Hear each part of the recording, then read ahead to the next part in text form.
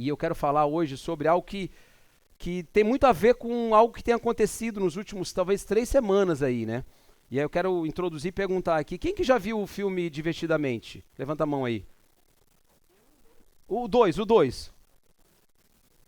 Ó, só tem um. Sei que a Débora viu, né? A Hannah também viu, não tá aqui. O filme Divertidamente, o 1, a maioria já viu, né? E o 2 estourou nos Estados Unidos, o mundo inteiro. Então ele fala, é um filme, vamos dizer assim, mais o lado infantil, juvenil, que é uma mocinha, antes era pequena, agora é mocinha, e ela tem, vamos dizer assim, um controle por detrás das emoções dela. Então tem os bonequinhos que falam do controle, e aí tem as emoções básicas, falando sobre alegria, medo, raiva, e agora acrescentou ansiedade, nojinho, aquela coisa toda, né? E o Divertidamente ele explodiu no mundo inteiro. E eu quero falar sobre um desses elementos aqui. E o medo, qual é a cor que é o medo lá, quem sabe lá? É o roxinho, né? É o roxo. Tá ali a mantinha ali da Aurora, o roxo. É o roxo. E eu queria conversar com você hoje nessa manhã falando sobre isso. Você tem medo do quê? Nós cantamos algumas canções aqui que falaram sobre medo, temor. E tem algo tão importante para a gente compreender nessa geração. Escuta bem aqui, ó, presta atenção. Que Paulo, ele, na carta de Filipenses, que nós estamos caminhando com ela, né, nessa nova mentalidade, ele vai dizer muito claro sobre a origem das nossas emoções e vai falar um pouco mais sobre o percurso delas, como elas se materializam, os comportamentos, e como isso pode transformar a nossa realidade. Então a gente precisa trazer de volta para cá, nesse momento, obrigado, querido, pode trazer de volta para cá nesse momento, para entender, segundo o padrão do reino de Deus, a cosmovisão cristã, como nós geramos esses pensamentos. Por isso eu quero te convidar a abrir lá em Filipenses, capítulo 4, 8, para você caminhar junto comigo e ler esse texto aqui, que é extremamente importante, até para que a gente possa caminhar. E grava aí, o que você tem medo, tá? De repente você vai falar assim, pastor, eu tenho medo de, sei lá do que, de barata, de raio, de trovão, de escuro, sei lá. Tenho medo quando meu time joga, que só leva goleada. Então, o pessoal, né? O pessoal do Inter aí, desculpa, só tá perdendo. Hoje tem Criciúma e Inter aí, né? Vamos ver. Filipenses 4:8 diz assim, acompanhe comigo. Por isso, irmãos, quero lhes dizer só mais uma coisa. Presta atenção no que Paulo está terminando de falar à igreja em Filipos. Olha só. Ele não diz assim, ó, o que eu vou falar agora é menos importante de tudo que eu falei antes. Não, ele está dizendo, eu quero dizer mais uma coisa. Há uma argumentação enfática. Presta atenção no discurso dele, na retórica dele. Eu quero dizer mais uma coisa para vocês. É como se o pai e a mãe, ao instruir os filhos aí na escola, ele diz assim, ó, ei, você vai por essa rua, você pega isso e lá, mas eu quero dizer mais uma coisa para vocês. Concentrem-se, aqui na minha versão é pensem em tudo que é verdadeiro, tudo que é nobre, tudo que é correto, tudo que é puro, tudo que é amável, tudo que é admirável. Pensem no que é excelente e digno de louvor. Agora eu faço uma pergunta para você. Você gostaria de viver e de ter relacionamento com pessoas que tivessem esse tipo de pensamento, fossem movidas por esses tipos de pensamento? Sim ou não? Agora olha para você.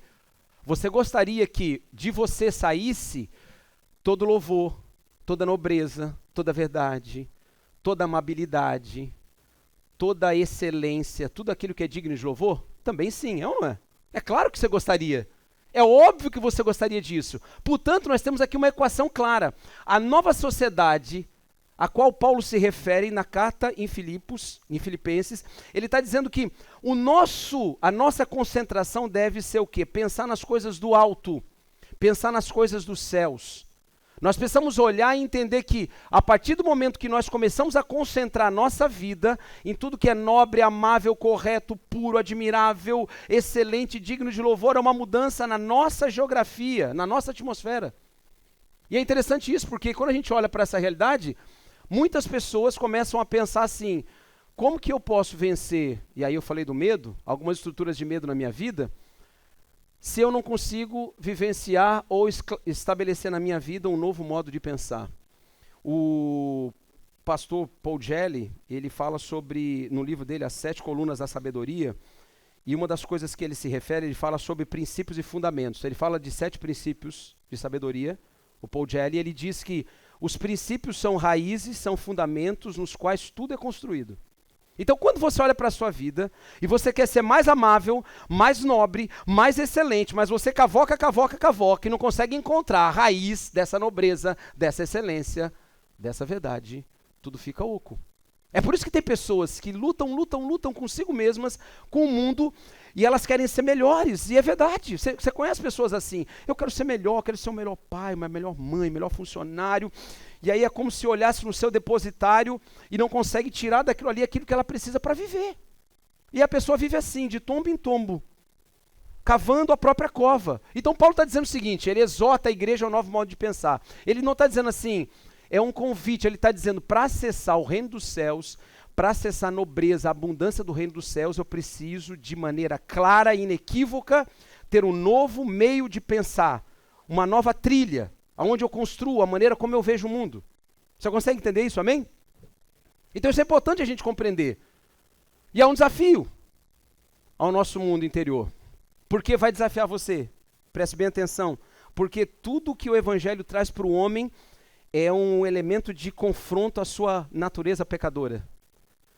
Quando Paulo fala na carta à igreja de Éfeso, num outro texto, ele diz que nós temos que despir do velho homem e ser revestido novo homem que não é maculado por corrupção. Ele está dizendo o seguinte, de maneira clara, você que está mentindo por aí, contando caô para todo mundo, você que está inventando, falando que você é isso e aquilo, a tua vida não está mostrando isso. Então você precisa tirar a roupa velha, e aí obviamente ele usa uma metáfora, para pegar roupa nova. Mas antes de pegar roupa nova, você tem que ser limpo. Limpo. Então não tem como pegar a roupa velha e botar num corpo sujo, eu preciso ser limpo. E essa limpeza é a limpeza do espírito. Então ele está dizendo aqui que é um desafio ao nosso mundo interior. É por isso que quando a gente fala do medo, muitas pessoas elas vivenciam os seus medos porque elas não conseguem primeiro olhar para dentro de si mesmas, encontrar esse lugar de nascedouro do medo, enfrentar esse lugar, dizer para esse lugar as verdades da palavra não são as suas nem as minhas, e aí você viveu um outro tempo. Nós vivemos num recorte, você sabe disso, eu tenho falado muito, na sociedade onde, por conta de alguns eventos, um de pandemia, um em nível mundial, e outros regionalizados como esse aqui, próximos de nós, aqui no Rio Grande do Sul, que eles foram desencadeadores de grandes processos de adoecimento mental.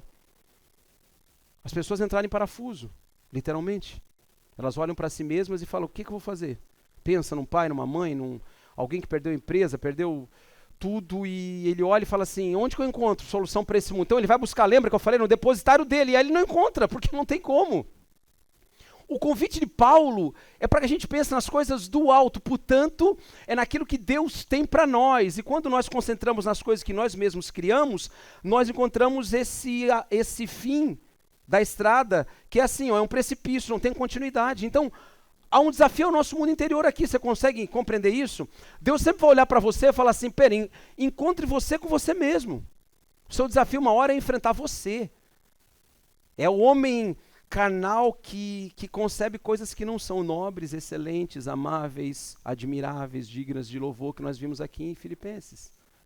E quantos de nós poderíamos dizer assim, falar assim, puxa, pastor, nem precisa pregar isso aí para mim não, porque todos aqueles requisitos ali, aqueles adjetivos, eles são completamente assim enraizados na minha vida. Será que nós somos completamente amáveis, dignos de louvor, excelentes, dados, mansos, pacíficos? Esse é um desafio ao nosso mundo interior. E aí vem uma equação-chave aqui, para você e para mim. Como lidamos com o medo revela muito sobre nós, sobre as relações que mantemos. O medo deu umas emoções básicas. Lá no filme, eu não vi o 2, só vi o 1, né? E é interessante porque os diretores do filme, o roteirista do filme, ele acrescentou, porque a menina cresceu, a Riley, né? Ela cresceu. Então ele acrescentou naturalmente, dentro de uma dinâmica infanto-juvenil, ele acrescenta outros componentes emocionais, que eles não apareciam no Divertidamente 1. Então eles tinham que, agora tem ansiedade, porque, infelizmente, nós estamos vivendo uma fratura emocional nessa geração. Nós somos o país mais ansioso e mais depressivo do mundo, onde mais se vendem ansiolíticos em todo o mundo, aqui no Brasil. E, portanto, a Riley, ela vai crescendo, e ela cresce, é uma adolescente, e ela vai manifestar ansiedade, ela vai manifestar medo, que é o roxinho lá, que é o bonequinho roxo. Então, o medo, ele me revela muito sobre nós e como nós nos relacionamos com as outras pessoas. E eu vou dar um exemplo aqui mais caricato, mais simples possível. Se você tem medo de escuro e você não venceu isso quando você era pequeno, naquela fase da primeira infância ou na segunda infância, quando você acessa outros conhecimentos, você vai lidar com esse medo do escuro para sempre. É por isso que tem um homem barbado, forte, 1,80 m, torado, que não dorme de luz apagada. Ah, isso não existe. Existe. Existe, como diz. Existe. Existe, sim. Nós íamos lá em cima na tenda, pastor Claudiomar lembra? Lá em cima no morro, que a gente tinha a igreja lá em cima no morro, e é o lugar mais alto da cidade, lá. E ficávamos lá em vigília da meia-noite às 3, 3 às 6, uma época, os homens, né? Alguns aqui lembram. E eu estava comentando esses dias de noite lá em casa, e a gente pegou tanto frio lá na tenda, meu Deus do céu. E eu não sou friorento, eu sou calorento, mas era tanto frio, porque lá no mais a gente botava coberta assim, iam 2 homens por turno. Era eu e o Anísio, irmão aqui que muitos conhecem. E assim, da meia-noite às 3, e a gente tinha uma barraquinha lá dentro da tenda, e o cara dormia um pouquinho, o outro ficava de vigília, orando e ali, cuidando do terreno. Aí o outro rendia o outro, 3 horas da manhã, agora é tu, pode ficar lá. E o outro ia e ficava orando e ficava. Eu nunca consegui dormir direito, porque meu sono é leve. O Anísio ia da meia-noite às 3 e dormia, roncava. Parecia um urso assim, a barraca fazia até assim. E eu lá, Jesus, já orei por tudo, não sei mais nem o que eu oro agora. Sabe quando você ora por tudo, sabe mais o que você ora? Orei, eu andava, que é grande, 750 metros quadrados, e aquele frio gelado, e a coberta aqui, 500 coisas, e tu andando aquele silêncio, daqui a pouco tu escutava assim, 3h34 da manhã, escuro, meio do mato. Tem que ir lá na frente, agora vê se o cara é homem mesmo, né? O cara vai ser ou vai comigo? Daí o cara ia, olhava, ia lá atrás no banheiro, tudo escuro, olhava, voltava, nada. Daqui a pouco, o vento batia. Eu quero dizer que, para muitos, de repente, era uma coisa assim, isso não é nada. Para outros, e falaram para mim isso, não ia ficar sozinho lá de noite nunca. Mas nunca que eu vou ficar lá sozinho de noite. Vai que chega alguém, vai que chega alguma coisa. Um tipo de medo. Que de repente alguns homens falam assim, pá, que cara frouxo. Calma aí, antes de dizer isso. Se você corre da barata que vai embaixo da mesa. Não atira a primeira pedra, hein? Calma, se você tem medo daquela aranha desse tamanho assim, ó. Que na tua visão é uma aranha desse tamanho assim daquele filme, sabe? Calma. Como é que a gente lida com medo? Agora vamos mais profundo aqui. E esse aqui talvez seja o grande drama. O medo não pede licença, ele vai ocupar os espaços que nós criamos para ele. Exemplo claro. Crianças, primeira infância, 0 a 6 anos. Você que é pai e mãe, fica atento a isso. Os filhos crescem nos espaços que nós criamos para eles. Se você em casa vai dizer para o seu filho, para a sua filha, que você tem medo de tudo, você tem medo do mar, não entra na água, vai morrer afogado, você tem medo disso, você vai cair dali. Esse espaço foi criado e as construções que o menino está fazendo, a menina está fazendo, e isso tem uma questão da neurociência neural aqui, ele vai olhar para tudo com uma relação de medo, de não possibilidade. E ele vai construir a sua jornada, e ele vai chegar diante de um Deus que vai acossar ele no sentido de introduzi-lo no reino, e vai dizer, agora você tem que se lançar e não tenha medo, e venha para a jornada do reino. Ele vai dizer, nunca. Por isso que tem muita gente que não acessa os tesouros dos céus, porque sempre está escorado em alguma coisa, porque tem medo de pular. Então assim, o medo não vai pedindo licença, ele vem e se esgueira nos espaços que nós criamos. É como a água, ela é fluida, ela vai descendo e ela vai encontrando o caminho dela, e ela vai torneando aqui, ela vai ali. São espaços que nós criamos, percebe isso? E aí nós temos que olhar para dentro do nosso mundo interior, vasculhar, permitir que o Espírito Santo venha e mostre assim, Senhor, por que sempre quando eu quero fazer alguma coisa parece que dá errado? Por que sempre quando eu vou empreender alguma coisa não dá? Ei, caso clássico nos relacionamentos, todo mundo sabe aqui, eu sempre falo sobre isso. De trocentos divórcios que eu já fiz como advogado de família, muitos dos divórcios, separações foram oriundos da ausência da coragem, ou seja, o oposto do medo. A coragem de dizer assim, eu vou entrar nesse relacionamento para fazer acontecer, para dar certo. Mas o medo não permite que eu mergulhe. Eu vou botar meu pezinho na piscina, na lagoa, mas eu não vou mergulhar. A gente olha, o medo, ele não pede licença e ele vai nos espaços que nós criamos, eles dominam o nosso coração. E tem um caso clássico. Meu Deus, esse talvez seja o caso mais clássico. Você não precisa abrir não, só acompanhe comigo aqui. Esse aqui é emblemático, ele é flagrante e ele revela 2 tipos de pensamentos aqui. Quero que você acompanhe comigo. Números 13, fala da jornada. Lembra do reconhecimento da nova terra? Que Moisés incumbe os 12 espias? Amém? Está comigo aí? Esse é o texto. Olha comigo aqui, ó. Eles vão lá, escuta bem. A palavra de Deus diz no livro de Êxodo, de Devarim, de Deuteronômio, que quando Moisés está pregando o discurso final dele antes de morrer, ele diz assim, escute bem, ele diz assim, ele está relembrando todo o povo. Então ele lembra da jornada quando saiu do Egito, que Deus me levantou, e as pragas. Ele diz assim, vocês vieram para mim quando a gente chegou em Cades Barneia, no deserto de Parã, ou seja, perto de entrar na terra de Canaã, a terra prometida, vocês vieram falar comigo, atente para isso que isso é importante. E sugeriram a mim, quem sabe a gente não faz uma missão de reconhecimento para ver se os caras são grandes, para ver se a terra tem leite e mel mesmo, como Deus diz, para ver como é que é o esquema. Esse é o texto de Deuteronômio. No texto de Números, que antecede um pouquinho aqui, ó, 13, a Bíblia diz que Deus disse a Moisés, então pera, calma, foram eles que sugeriram ou Deus que falou? Foram os dois. Os homens, os 12 príncipes, que não eram qualquer um, eles eram 12 príncipes líderes de cada tribo. Chegaram para Moisés e falaram, Moisés, tu és o nosso líder, vamos pegar cada um bom, um homem forte, valente, para espiar a terra? Ele falou, beleza, vão. E aí eles trazem esse relatório. Atente comigo aqui. Esse foi o relatório que deram a Moisés depois de 40 dias. Ei, 40 dias. Entramos na terra a qual você nos enviou, e de fato é uma terra que produz leite e mel com fatura, que está o tipo de fruto que nela há. O Vale de Escol, eles trouxeram um cacho, abrindo um parênteses assim, de uva. A Bíblia diz que 2 homens tiveram que trazer nos ombros. Você imagina o cacho de uva que era. 2 homens no ombro com um cacho de uva. Contudo, o povo que vive ali é poderoso, e as suas cidades são grandes e fortificadas. Vimos até os descendentes de Enaque.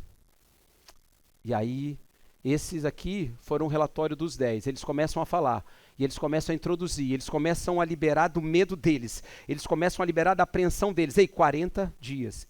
Gente, 40 dias. O 40 na Bíblia fala de um ciclo que se fecha, é de uma jornada que tem início, meio e fim. Eles ficaram 40 dias. Quando eles voltam do 40º dia, todo o povo fica esperando, fala, pô, o que esses caras vão falar? Ei, lá vem o João, lá vem o Paulo, lá vem o Fernando.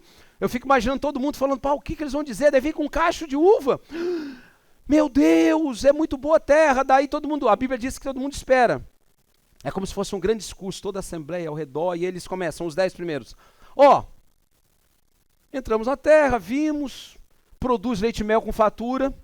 Yes. Aqui está o tipo do fruto, todo mundo, uau, que maravilha. E, contudo, porém, no entanto, ali vive um povo que é poderoso, suas cidades são grandes, fortificadas. Vimos até os descendentes de Enaque, que eram descendentes dos gigantes. Os Enaques eram os anaquins, os gigantes, são homens de 2,80 m, 3 metros, a história fala. Gigantes, enormes, fortes, guerreiros. Esses 10 falam isso. E aí a gente tem algo aqui que é fundamental.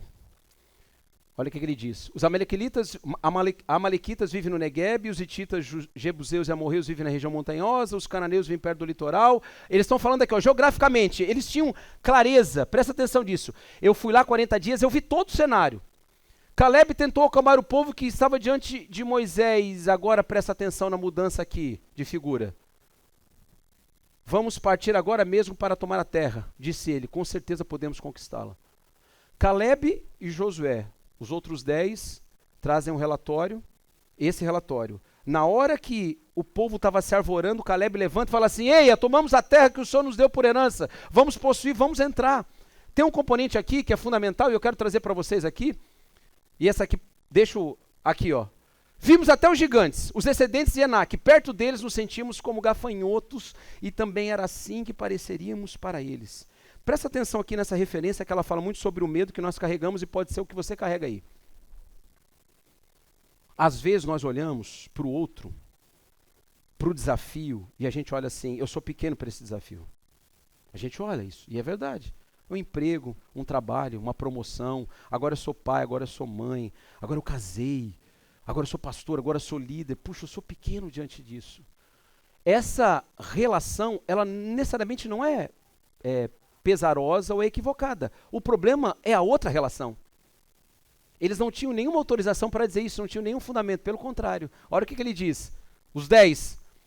Nós éramos como gafanhotos. E eu posso me sentir como gafanhoto. Quem já não se sentiu como gafanhoto alguma vez na vida? É ou não é? Não vai dar. Ei, faz aqui. Puxa vida, agora? Vou ter que falar para aquela multidão. Vou ter que liderar esse grupo aqui de 3 pessoas, para outros não era nada. Então não há problema de eu, na minha relação com o meu medo, enfrentar isso, olhar para dentro de mim e não encontrar esse depositário de habilidades, depositário de fé, de coragem para enfrentar. Tudo bem, vai ser vencido, a gente vai chegar lá. O problema é quando eu estou do outro lado e falo para mim mesmo, diante do desafio, eu digo assim, olha, eu me sinto como gafanhoto e também assim pareceríamos para eles. Como assim? Quem disse? Quem que entrou na mente deles? Ei, quantas vezes é assim que a gente pensa? Eu sou tão pequeno diante daquela realidade, é como se a realidade estivesse falando, verdade, você é pequeno para mim. E a gente como pai e mãe olha para o filho recém-nascido como a Aurora, e claro que já tem o Nicolas, né? Mas olha e fala assim, puxa, 2 agora vai ser pegado demais, recurso financeiro, trabalho, equação, como que eu vou voltar ao mercado de trabalho, bebezinho, licença maternidade, ou seja, começa a tentar nascer um medo dentro de nós. Pera, calma, eu posso até olhar dessa maneira e me sentir um gafanhoto, pequeno diante disso. Tem um caminho colocando diante de Deus. O problema é quando eu olho para lá e é como se a voz dessa realidade falasse para mim, realmente você é isso. Mentira, ninguém tinha falado, pelo contrário. Ei, olha aqui para cá, eles tinham marcas externas, mas não eram transformados em sua maneira de pensar. Esse povo, sabe quanto tempo? Um ano antes, a história conta, eles passaram pelas maiores demonstrações de poder do mundo antigo. Eles viram o mar se abrir, eles viram o maná cair do céu, eles viram a coluna de fogo de noite, eles viram a nuvem de dia, as pragas, eles viram o faraó, o maior soberano da história do mundo antigo, prostrado, porque Deus havia tirado o filho dele, o primogênito. Ele viu tudo.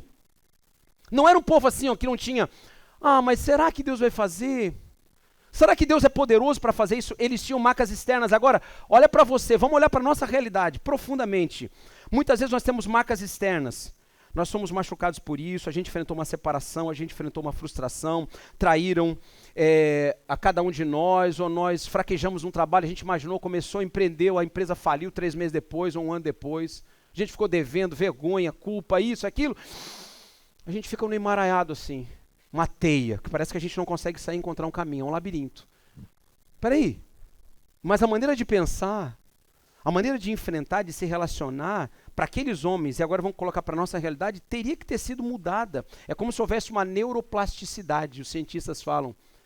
A neuroplasticidade é essa capacidade nossa de, e obviamente passando pelos neurônios, a gente encontrar caminhos neurais para outros processos de habilidade, de cognição, de coisas que a gente vai criando. A criança tem muito isso, aprende uma língua, 3, 4 anos, aprende o inglês, no japonês, no chinês. É a neuroplasticidade, a capacidade de evoluir, de a gente pensar, pera, esse desafio é enorme, mas eu vou avançar. Esses homens tinham tido tudo, e é interessante que alguns textos rabínicos falam que era 1 ano só. Ei, o que Deus já fez na minha e na sua vida pouco tempo atrás que está esquecido e que a gente tem que trazer para cá, nesse momento que a gente está enfrentando, o medo de olhar e falar assim, eu acho que não vai dar certo. 1 aninho. Aqui é um ponto de inflexão. Quem que já não falou isso aqui para si mesmo ou diante de uma realidade? Será? E se? E agora? Sabe quando você agora é chamado? Será? E se der isso errado? E agora? Pensa aí, se você não repete isso sempre. Será? E se? E agora? Antes a pessoa falar para você qual é a realidade sua, qual é o desafio que você vai enfrentar, você já está colocando isso aqui como pontamento. E agora? Meu Deus, agora eu vou ter que viajar, de avião. Tem alguém que tem medo de viajar de avião? Pode liberar aí a palavra aí. Tem alguém? Levanta a mão. Aí, tem gente que tem medo de viajar de avião. Ou seja, se eu hoje falasse assim, eu estou te abençoando para você ir junto com a sua esposa ou esposo para 10 dias, vou botar um lugar bem longe que não dá para ir de carro, né? Nem de barco, né? Lá na Maldivas, sei lá. Naqueles hotéis top. Algumas pessoas aqui, sinceramente, de coração, não estão fazendo onda não. Não iriam. Você que está do lado pode pensar, pastor, dá para mim essa passagem. Que eu vou agora. Você percebe como isso está multifacetado? E se me oferecerem essa passagem? E se agora me colocarem num cargo de liderança e eu tiver que liderar tantas pessoas, eu nunca liderei ninguém, nem lidero a mim, não tenho um autogoverno meu das emoções, como é que eu vou liderar? E agora, meu Deus, a gente fica nesse emaranhado de coisas. Eles tinham medo do sucesso. Ei, presta atenção aqui. Essa aqui não é uma conclusão minha, não é uma inferência minha. Essa aqui é de um Rebbe, um rabino lá do século XIX, ele fala sobre isso, talvez seja a coisa mais difícil de entender. Tem muita gente que tem medo não do fracasso, é do sucesso. Tem muita gente que tem medo do sucesso. Sabe por que eles tinham medo do sucesso? E se der certo? E se tivermos que, de fato, possuir a terra? Pensa comigo. Ei, quem que não gostava? Nenhum povo tinha um relacionamento tão íntimo com Deus como aquele povo. Deus falava com eles, mandava o maná e eles recebiam todo dia dos céus. A coluna de fogo estava lá de noite aquecendo eles. A nuvem da glória brindava o corpo deles em relação ao calor. As codornizes vinham e eles comiam. A água brotava da rocha. Eles tinham um relacionamento íntimo com Deus de uma maneira que, para eles, havia uma passividade no sentido de receber dos céus. Mas agora, ei, presta atenção, e se a gente tiver que possuir a terra? Sabe o que eles iam ter que fazer? Governar. Liderar. Destruir os gigantes. Serem agricultores. Organizarem as cidades. Saírem da passividade. Administrarem. Exercerem um princípio de mordomia. Fazerem tudo que Deus tinha dito que ia fazer. Deus não ia fazer isso por eles. Deus não faz isso. Aquilo que a gente tem que fazer, Deus não faz por nós. Muitos dos nossos medos não são medos do fracasso, são medos do sucesso. Estão enraizados no nosso coração. A gente olha e fala assim, e se der certo? Puxa, eu vou ter que mudar a maneira de pensar, de agir. Casei com aquela moça. E tem muita gente, tá? Esse é um movimento claríssimo em clínicas, a gente observa isso, de aconselhamento. Tem muitas pessoas que se evadem, correm do casamento, como o diabo da cruz, como a gente diz, porque vai que dá certo. Meu Deus, vou ter que chegar em casa agora 10 horas da noite toda a vida? Vou ter que falar para minha mulher onde é que eu tô? Vou ter que ser responsável, vou ter que arrumar minhas coisas, vou ter que dizer para ela que só ela é a minha esposa? É. O medo do sucesso, muitas vezes, paralisa a gente. Ele é paralisante, como um grande veneno de uma cobra perniciosa, assim. E esse medo do sucesso, entrou no coração daqueles homens. E aqui, eu quero falar daquilo que a Carol Dweck, essa aqui é uma psicanalista lá de Stanford, ela escreveu um livro há uns 20 anos atrás, Mindset, e ela fala sobre isso aqui, a mentalidade fixa e a mentalidade construtiva. Isso aqui é ciência, mas que só nasce daqui, porque está na palavra. Tem gente que tem mentalidade fixa, e eu vou dizer para vocês o que é, e a outra mentalidade construtiva. A Carol Dweck fala sobre isso. Sabe qual foi o experimento que eles fizeram? Eles botaram 2 grupos de crianças de 5 a 10 anos e colocaram para eles desafios de quebra-cabeça. 5 a 10 anos. Pensa no teu filho se você tem 5 a 10 anos. Desafio de quebra-cabeça. Um grupo de crianças, simplesmente, ele ficou entediado, não quis, e a coisa não fechava e tal, e sabe que é um guri, chutou tudo. Pá, também não quero mais. Outro grupo de crianças, com outro tipo de criação, eles começaram a pensar assim, pera, vamos ver isso aqui é um desafio. Peraí, me desafiou, agora se me desafiou, segura. Agora eu vou para dentro. E começaram a encaixar. Eles fizeram esse estudo e ela chegou nesse livro, que ela fala do Mindset, e ela fala que tem pessoas que foram construídas, formatadas, biblicamente, volta a Filipenses comigo, foram criadas de uma maneira a pensarem apenas nas coisas circunstanciais, na relação com o mundo, sem cogitar a soberania de Deus. Então essas pessoas têm uma mentalidade fixa. O que é a mentalidade fixa que ela diz? É uma mentalidade míope, que não se lembra do que foi dito e celebrado. E olha que coisa terrível, queridos. Olha o êxodo aqui. Sabe o que é isso aqui? Eram os 10 líderes, estavam juntos na hora que eles saíram do mar, lembra disso? Eles saíram do mar, todo mundo lembra? Mar vermelho, todo mundo saiu, vem, e eles começam a caminhar, começam a andar, e aí depois ele diz assim, desfalecem os habitantes de Canaã, espanto e terror cai sobre eles, o poder dos teus braços, deixa paralisados, como pedra, até o teu povo passar, Senhor, até passar o povo que compraste. Gente, eles estavam celebrando, os 10 estavam celebrando isso. Sabe o que eu fiquei pensando, orando esses dias, preparando a mensagem? Quanta coisa que já foi feita por Deus, e nós nos esquecemos, nós celebramos ontem. De repente você celebrou ontem uma conquista pessoal, você celebrou o teu casamento, você se alegrou, você celebrou o nascimento do teu filho, você celebrou uma promoção, você celebrou a primeira vez que você saiu com a tua esposa, e você foi assim numa pousada, não era uma pousada 30 estrelas, mas era uma pousada e você celebrou que você conseguiu fazer um churrasco no domingo, você não conseguia, mas foi esquecido. Esses caras celebraram mentalidade fixa, míope. Isso traz um medo enraizado no nosso coração. O medo enraizado. O que você celebrou aí anteontem, ontem, e que de repente hoje você está olhando assim, puxa vida, Senhor, se fosse assim, ei, traz de novo.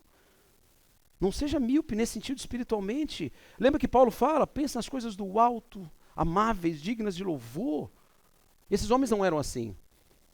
Olha o que Davi falou, ele celebrava e ele lembrava, ei, tomo conta das ovelhas de meu pai, quando o leão o urso aparece para levar o cordeiro do rebanho, vou atrás dele com o meu cajado e tiro o cordeiro de sua boca.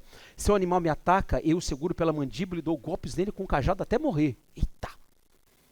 Sabe que ele está dizendo isso aqui antes de Samuel chegar e falar assim, cara, tem um gigante há 40 dias ali, o Golias, que ele está assim, ele está avacalhando com a gente.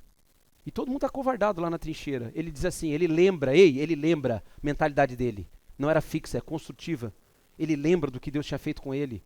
E ele diz assim, se eu peguei o urso e o leão e eu destrocei com a minha mão, esse incircunciso esse valentão aí, eu vou fazer o seguinte com ele, ó. Eu vou bater nele. Vou quebrar a mandíbula dele. E ele faz isso, ele derrota. Fiz com o urso e o leão e farei o mesmo com esse filisteu incircunciso. O que você já fez? Que Deus quer trazer à tona agora. Para que esse medo que fez um movimento de petrificação no seu coração, do medo de dar certo, seja eliminado pelo poder do Espírito Santo. O que você já viveu e falou assim, eu já consegui, caramba. Fiz aquele vestibular lá e passei. Passei em último, mas passei, ué. Eu não sabia dirigir, agora eu sei. Tem gente que fala assim, pô, dirigir? Sim. Há o medo do sucesso. Pai, se eu dirigir, eu vou ter que dirigir um carro. Sim. Às 6 horas da tarde? Sim. Os outros carros vão estar do meu lado? Sim. A cidade não vai desaparecer, você vai estar do lado dos outros carros. Vou ter que frear? Sim. Tudo. Vai ter que... Isso. Então é melhor eu não fazer, não. Você percebe? Não tem um carro dizendo para você assim, ó, como se fosse o gafanhoto, você não consegue me dirigir. Você olha para o carro e fala assim, eu sou um gafanhotinho, não consigo dirigir. Celebra aquilo que você já fez, traz isso à tona de novo. Davi estava dizendo isso. O medo de ser inadequado é uma fonte de paralisia permanente. E aí, você tem medo de ser inadequado? É para ser rompido hoje, pelo poder da palavra de Deus. O medo de ser inadequado faz com que a gente não se permita falhar. Tem muita gente que não quer falhar, por isso nunca ousa e nunca coloca os pés na terra que Deus prometeu. Nunca, nunca. Já pensou? Mas se eu falhar, então eu sou inadequado, eu não sou bonito assim, porque a estética não diz que eu sou assim, eu não sou aquele jovem, aquele homem, aquela mulher, eu não tenho 2 PhD nisso, MBA, a minha construção de vida foi pobre, mas agora Deus está me chamando, então como que eu vou chegar num baile, num local bonito de executivos e eu não sei falar? Ei, calma, não deixa esse medo falar tão forte ao teu coração. Essa mentalidade que a Carol Dweck fala, a sua mentalidade fixa. Eles tinham medo do sucesso e da vida nova e suas responsabilidades. A vida nova, o pensar o alto, traz responsabilidade. Tem gente que tem medo de entrar na igreja, sabe por quê? Não é fala assim, ó, Deus vai te pegar hoje. Ninguém pega ninguém, o homem não pega ninguém. Mas tem gente que começa a ouvir a palavra e o evangelho vai trazendo a responsabilidade da nova vida.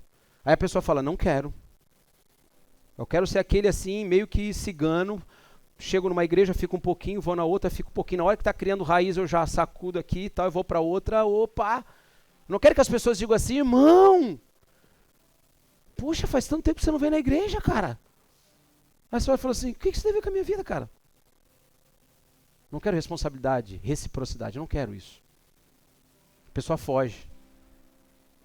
A mentalidade construtiva, subamos e tomemos posse da terra, exceto que venceremos, aleluia. Percebe isso? Os meninos de 5 a 10 anos viram aquele quebra-cabeça no estudo da Carol Dweck, ele falava assim, pera, calma, tá difícil. Mas se ela botou aqui as peças, é porque uma encaixa com a outra. Sabe a vida que parece às vezes sem encaixe? Calma. Deus cuida de você, calma. Essa é a mentalidade construtiva. Caleb diz assim, Caleb toma posse, vai à frente e diz assim, ei, cala a boca todo mundo. Se o Senhor prometeu, foi o mesmo Deus que tirou a gente do Egito, gente. É como se ele tivesse falado assim, ó, como King Kong, pelo amor de Deus, ele abriu o mar. Ei, escuta uma coisa, presta atenção. Os cananeus, historicamente, eles eram ínfimos perto dos egípcios. Você consegue entender isso? Eles tinham tido a maior experiência do mundo antigo com o império mais poderoso. os egípcios morreram, os cavalos e cavaleiros foram engolidos pelo mar. Eles viram com o olho. E aí eles chegam, olham para os cananeus e... Aí vem Caleb, a mentalidade de Caleb. Caleb não tinha medo do fracasso, ele falou, tá bom, então vamos pisar. Deus prometeu essa terra. Caleb tentou acalmar o povo, vamos partir agora mesmo, com certeza podemos conquistá-la aí, é para você isso aí.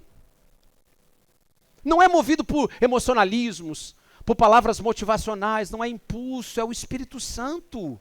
É a nova maneira de pensar, lembra lá de Filipenses que a gente começou aqui. É quando você pensa nas coisas do alto, você consegue cogitar sobre elas, elas vão invadindo teu coração e vai havendo assim uma mudança no teu coração, na tua maneira de ver o mundo. Caleb era esse cara. Só que assim, sabe o que ele fez? Ele foi chamado a calar a voz do medo ao nosso redor. Presta atenção. Às vezes a gente está em ambiente, presta atenção você. Se você está em ambientes nos quais você se sente tão acossado, tão intimidado, que você até tem coragem. Mas quando você olha e fala assim, sabe o que aconteceu lá? Eu duvido que não tenha tido alguém que tenha olhado para Caleb e Josué quando eles falaram, vamos tomar posse. Mas os outros 10, eles fizeram um vucu-vucu no meio da assembleia, que a palavra de Deus diz no complemento do texto, que eles foram matar, e eles fugiram, Deus teve que se manifestar. Às vezes a gente está num mundo onde a intimidação, o medo, o fracasso, as neuroses, os problemas econômicos, financeiros, de pandemia, de saúde pública, de depressão, de ansiedade, doença mental, de violência, isso tudo vai acossando a nossa fé, a gente vai ficando no canto, debaixo da mesa. Caleb e Josué não, eles eram homens talhados.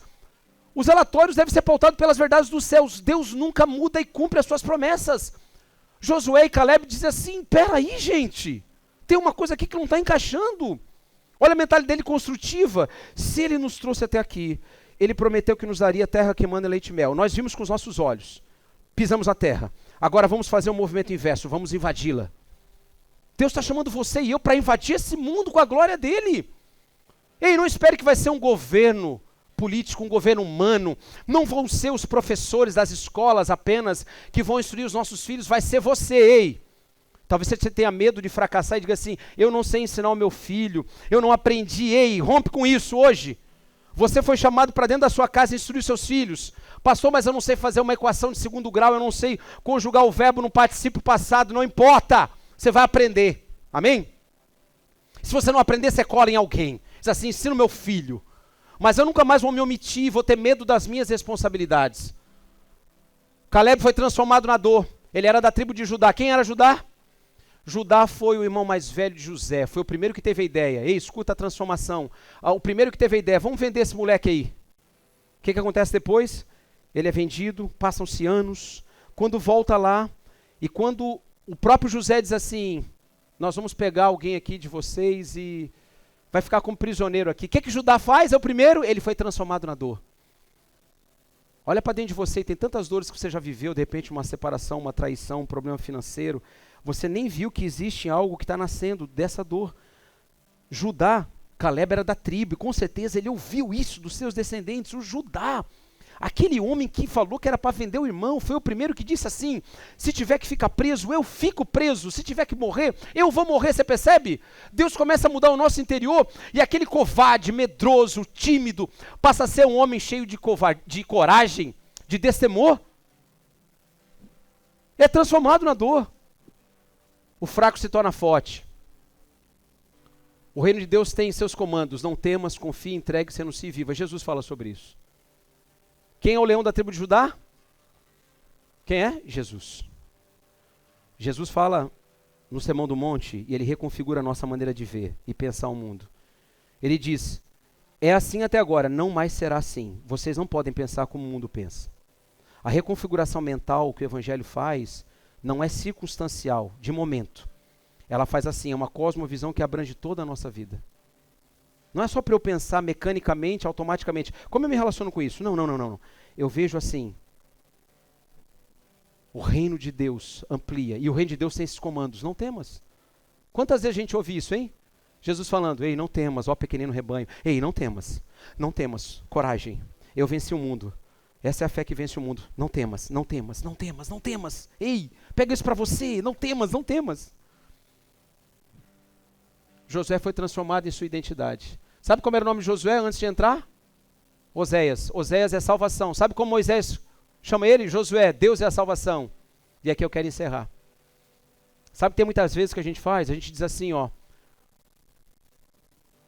Eu sou a salvação, eu consigo fazer. E essa é a chave maior do evangelho. Antes de lançar os 12 à terra, Moisés chama o jovem Josué, que havia estado com ele em todos os momentos, guerreiro, jovem desbravador. Pensa naquele jovem moleque com a espada querendo cortar a cabeça do inimigo. Mas Moisés fala, calma. Você vai lá visitar as terras dos Enaquins. Tem uma coisa que eu vou fazer para você. No mundo antigo, hebraico, a mudança de nome representava uma mudança de identidade. Então quando ele olha e fala assim, Oséias, filho de Num, não era o pai de Josué, Oséias quer dizer salvação. Ou seja, estava muito ligado às capacidades dele. Olha a reconstrução do evangelho. Aí Moisés, sábio, fala assim, pera, ele vai enfrentar desafios lá na terra dos Enaquins. 40 dias. Seu nome vai ser mudado. Não é mais Oséias, agora é Josué. Deus é a salvação. Percebe? Não é só um acrescentar. Antes era salvação. Às vezes a gente está assim, eu sou a salvação da lavoura. Aí Deus fala, o fraco se torna forte. Deus é a salvação. E aí ele vai. E esse cara volta. E ele volta reconfigurado. Às vezes a gente está assim, enfrentando desafios, apanhando, levando na cabeça, sofrendo, porque a gente ainda tem um nome que traz para nós essa ideia de que nós somos a nossa própria salvação, que nós temos em nós todos os caminhos e podemos percorrê-los assim de uma maneira... Não dá. Ei, se você está fazendo isso, volta, para, reconfigura, se arrepende. Deus é a salvação. Seu nome foi alterado, sua jornada foi reconfigurada. Isso aqui é para você. A mentalidade construtiva aceita os desafios, cresce com eles e persevera. Amém? Qual o desafio que você está enfrentando hoje? São propagadores de boas novas.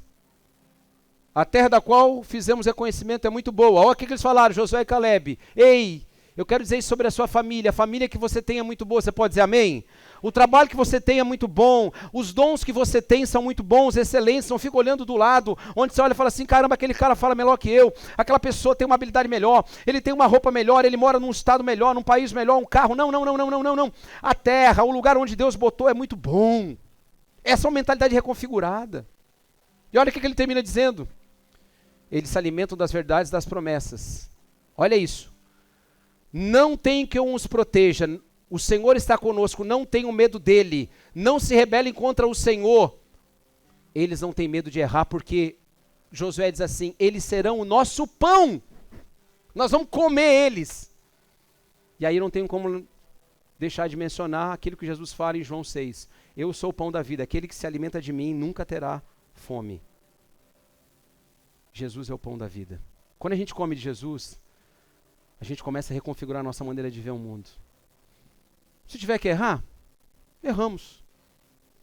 Fui o melhor pai? Não fui.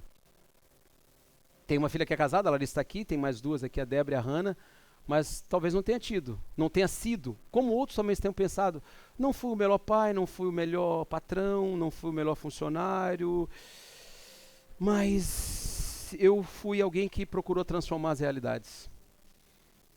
Franklin Delano Roosevelt, 34º presidente dos Estados Unidos da América, determinante no momento onde os aliados se levantam contra as forças do nazismo. Entre tantas outras frases, ele tem uma frase que ficou marcada para a história. Lá na década de 40, ele disse que a única coisa que devemos recear é o próprio medo. Você não precisa ter medo de nada, a não ser do medo que enclausura você. E quando nós olhamos isso, a gente volta para Filipenses e conclui. Concentrem-se nisso, pensem no que é bom, amável, puro, correto, excelente, agradável, digno de louvor. Isso vai construir em você uma musculatura espiritual, para que você enfrente todos os teus desafios. E para que você pense e reflita, antes de sair, de que medo você tem mais medo? Do fracasso ou do sucesso? O que você teme dar certo e por isso prefere não ousar tentar? O que você está temendo hoje? Falar assim, isso eu não vou fazer não, vai que dá certo. Que medo você tem mais medo? O que você pode fazer hoje para começar a pensar nas coisas do alto? Fique de pé, por favor, vamos orar. Eu queria que você tivesse nesse momento, apenas e brevemente, um momento aí de 30 segundos, feche seus olhos apenas para que você não deixe que todas as palavras que foram faladas aqui sejam apenas palavras. Nós temos essa propensão de apenas lermos aquilo que nos cabe, e isso está muito ligado à maneira como nós vemos o mundo e como lidamos com ele. Se você está confrontado aqui, saiba que o Espírito Santo quer confrontar você. De que medo você tem mais medo? Você tem medo de errar? Você já falhou? Você já errou? Você está naquela bolha onde você não se permite mais ousar, tentar? A tua mentalidade é fixa, como aqueles 10 espias que se esqueceram daquilo que Deus havia feito logo ali. Eu quero orar por você e com você nessa manhã, para liberar você a conseguir, em primeiro lugar, a reconstruir a tua jornada, lembrando daquilo que Deus já fez ali, pertinho, daquilo que Deus está fazendo com você. Quero lembrar você também que aquilo que Deus faz e aquilo que Deus é, aponta para uma única pessoa, que é Jesus Cristo. Ele é o pão da vida. Se você não tem um relacionamento profundo com Jesus, esqueça. Você não vai conseguir reconfigurar a sua vida com base nesses princípios. Esqueça, por favor. Se arrependa nesse momento, entregue a sua vida a Jesus Cristo, peça perdão pelos teus pecados, volte-se ao caminho do Senhor, converse com alguém hoje ainda, e diga para essa pessoa que te convidou, está aqui com você, fale comigo, no final diga, ó, eu quero que a minha vida seja reconfigurada, eu não quero mais viver traumatizado pelo medo. O Senhor Jesus quer arrancar esse medo do seu coração nessa manhã e colocar a paz, a plenitude, o shalom. Eu oro para que você que está aqui também, muitas pessoas, isso vem no meu coração, estão às portas de grandes desafios, estão com medo desse sucesso, medo daquilo que os homens podem olhar e falar assim, olha, você é a pessoa certa para isso. Mas se der certo, você vai ter que assumir responsabilidade, sim, e não tenha medo não. O Espírito Santo vai lhe dar toda a capacidade, na medida que você pensar e na medida que você construir a sua vida com os princípios do reino dos céus. Nessa manhã eu oro, Senhor, por mim, por nós, entre nós, pedindo que a ação do Teu Espírito seja tão grande, tão poderosa, e que ela venha mudar a nossa maneira de se relacionar com o nosso medo. Nós temos medo, Senhor, é fato. Mas nós não queremos ficar paralisados neles, Espírito Santo. Nós queremos olhar para o Senhor e entender que de fato, como a Tua palavra diz, que o verdadeiro amor que é o próprio Cristo lança fora, Ele lança para longe, Ele lança nas profundezas do mar todo o nosso medo. E a palavra do Senhor nessa manhã diz para você, não temas, não temas, não volte atrás, não temas, não temas, não temas. Creia, tão somente creia. Viva aquilo que Deus trouxe para você, seja um propagador das boas novas, que os teus relatórios confrontem o pessimismo, confrontem o derrotismo dessa geração, que os teus relatórios como pai, como mãe, digam para o seu filho, você pode sim, você foi talhado sim, há um Deus poderoso que vai te conduzir a bom termo, e você vai possuir aquilo que Ele mesmo desenhou para você. Diga isso 1, 2, 10 vezes para os seus filhos. Diga para o seu marido, para a sua esposa, levante-se, você pode, você é capaz, Deus está conosco, mas acima de tudo, olhe para você e diga para você mesmo no espelho, o Senhor é o meu Deus e nada me faltará, Ele é o meu pastor que me faz caminhar em pastos verdejantes, Ele traz paz ao meu coração, traz descanso à minha alma, e os medos e as dores que eu carrego até agora, em o nome de Jesus, eu lanço fora.